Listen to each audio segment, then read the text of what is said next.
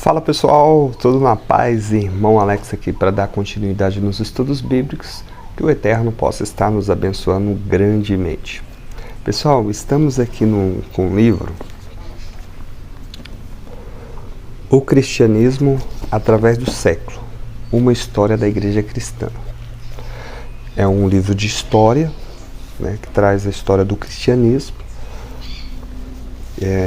traz muitas informações importantes, e você começa a observar que muitas informações você vai vendo quando é que foi que surgiu, hoje a igreja hoje, como é que ela está hoje, tem toda uma história, e aqui traz algumas informações que dá para a gente entender um pouquinho como é que foi aí no decorrer aí da história. Eu particularmente vejo que muitas coisas que a igreja hoje ensina não está de acordo com os ensinamentos de Jesus, Yeshua, e nem dos apóstolos, que nós conhecemos como tradição. A própria igreja ela tem segue duas doutrinas, as escrituras, que nós conhecemos o Novo Testamento, ali a Bíblia, e a tradição. Só que tem que tomar cuidado que muitas coisas na tradição ela não pode estar fora dos ensinamentos dos apóstolos e do Messias, senão você vai estar fazendo algo totalmente contrário, Então é importante a gente estudar e conhecer a história, beleza? Vamos lá então. Hoje nós vamos falar sobre o Quarto Concílio de Latão, em 1215. Depois de abolir a heresia pela força, você observa que já é uma atitude que não tem ligação com os ensinamentos do mestre. Abolir a heresia pela força. Inocêncio se empenhou a deixar uma declaração positiva da verdade.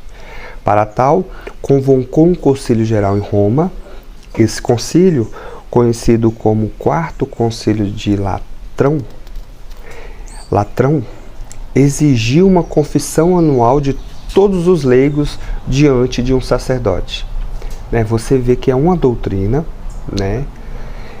que não tem fundamentação, tanto de Jesus nem dos apóstolos.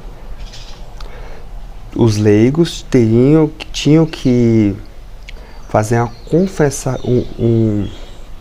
confissão anual perante um sacerdote. Tu vê que uns ensinamentos que não têm fundamentação. Vamos continuar.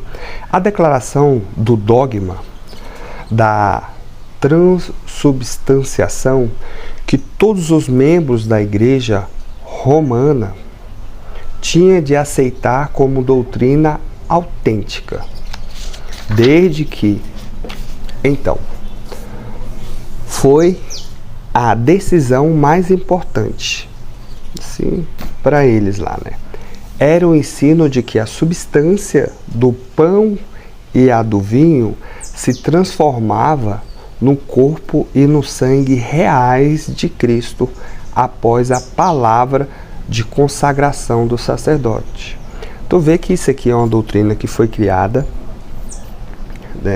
pelo o nosso amigo aqui, que criou, ele criou um concílio, e nesse concílio decidiram que o pão e o vinho ali, no caso, se transformava no sangue e no corpo de Cristo. Tu vê que é uma doutrina criada dentro do catolicismo, em que o protestantismo também adota. A igreja protestante também adota essa ideia.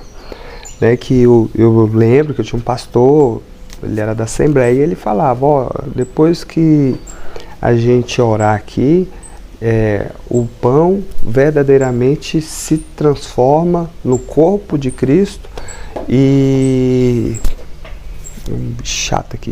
e o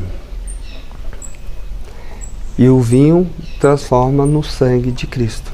Ele ensinava isso, eu lembro, né? Então, para você ver que é uma prática antiga que segue, vamos dizer, até hoje.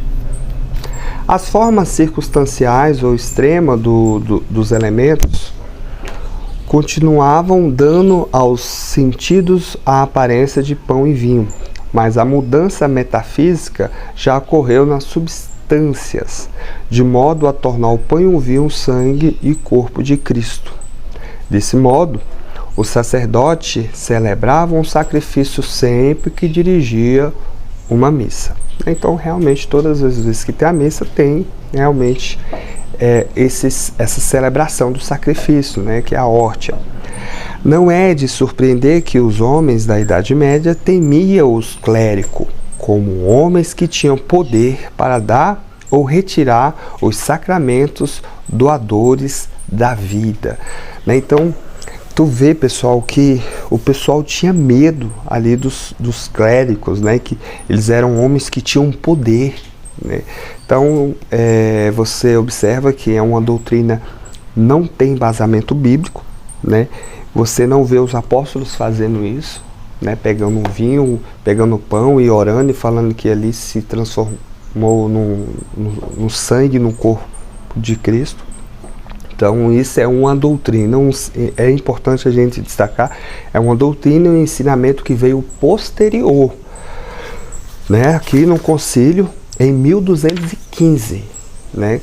Começou a trazer essas ideias, né? De que o sacerdote era o que era responsável para poder estar, no caso, a Igreja Católica, o padre, né? Ali, que faz a celebração da missa, e na Igreja Protestante, normalmente é o pastor, né, ou o presbítero ali que faz esse tipo de dogma, esse tipo de liturgia, né? Então, tá aí mais algumas informação. É importante você saber disso, porque de repente a gente acha, não, as pessoas estão fazendo hoje e foi Jesus que ensinou.